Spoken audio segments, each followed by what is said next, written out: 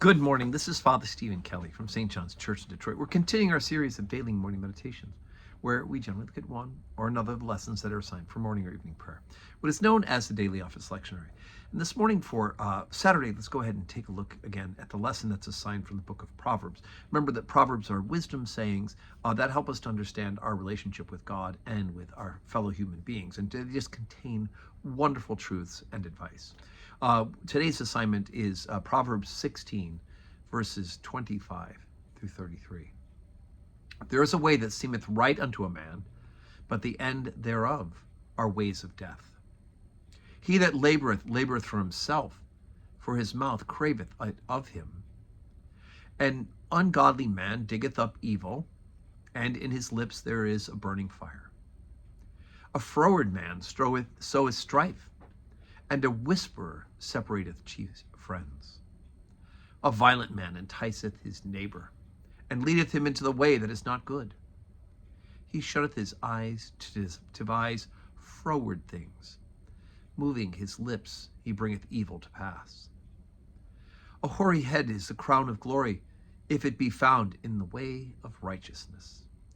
He that is slow to anger is better than the mighty, and he that ruleth his spirit than he that taketh the city.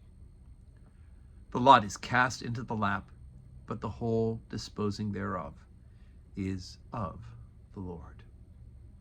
Okay, so short amount of verses, 25 to 33, but all of it just great wisdom from top to bottom. Well, proverb, as it would be from top to bottom.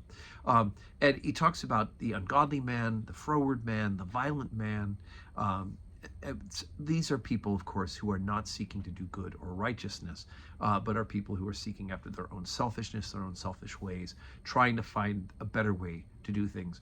But of course, you can't outdo or undo the good that is in God through Jesus Christ. And so he starts right off with this section by saying that there's a way that seems right unto man. In other words, the world puts all these things like power and authority and getting more stuff and lust and all of those sort of things. It holds it up as good and as a higher good. But in fact, what they do is they bring death to the soul and separation from God.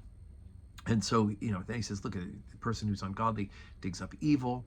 He does it with his lips, right? A violent man will try to draw away his neighbor from doing good, and then he plans out ways in which he's going to deceive or to get his way over and above what is good and what is other people trying to do good.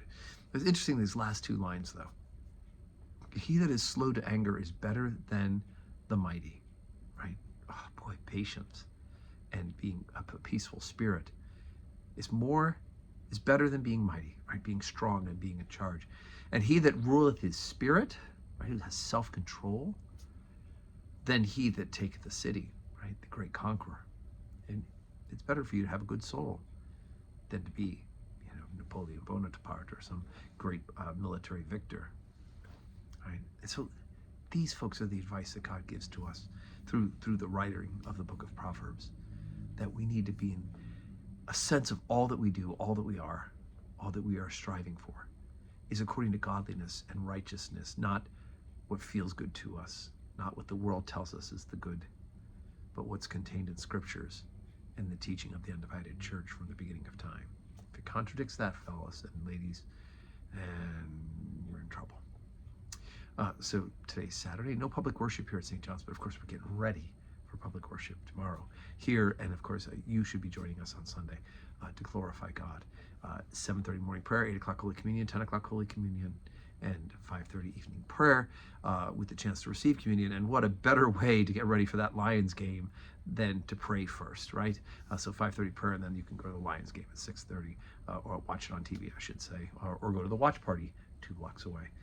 But I do hope that you will have a Saturday that is full of blessings.